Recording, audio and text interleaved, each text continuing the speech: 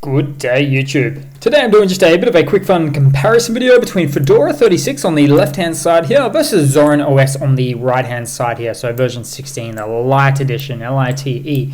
So first of all, as you can see, these are actually both running on the XFCE desktop environment, but it does look actually a little bit different. So Zorin is highly customized the way that it works. Looks quite beautiful really, whereas Fedora is just running on this really stock standard version, so it's got your categorizations there for apps, but you've got no search option, whereas you do for the Zorin version here. Now Zorin is actually really more designed for newcomers to Linux, so people jump in from say Windows or Mac.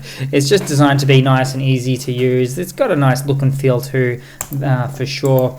Now if we were to maybe do a right click, we'll see that it's pretty much the same there, see? So the context menu, but I just like to have the open terminal option there, and away you go. Next up is the file managers. Now it's usually Thuna for the, wow, look how beautiful Zorin OS looks there. Yeah, really customized there. Now Thuna file manager is usually the de facto standard for any XFCE desktop environment. Up amongst these two there is no difference, so still running on the Thuna file manager there, which is really nice to see. One thing I'll say is it just looks gorgeous the way that Zorin OS 16 Lite tends to work there. I love the coloring, love the icon sets, everything there.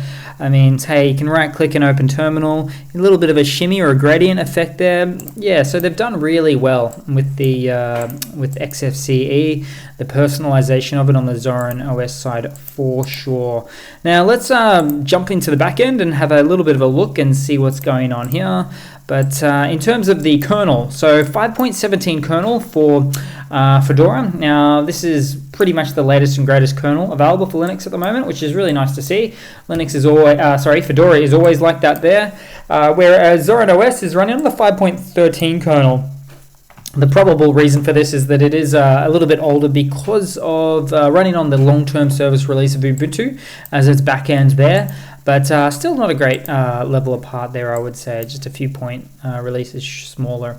Last but not least, now take this one, next one with a bit of grain of salt, but let's see what's going on. So the CPU and RAM usage on boot up. So the CPU was exactly the same there for a moment, so mostly idling out for both of them. That's nice to see. RAM usage on boot up is about 580 megabytes or 600 megabytes of RAM for Fedora, whereas Zorin OS is running at 744 megabytes of RAM. So it is the same front end, the XFCE desktop environment, of course, but the reason why you're dealing with about 150, maybe up to 200 megabytes more of RAM is because of the beautiful way that it's all laid out. It's just lovely, I've got to say.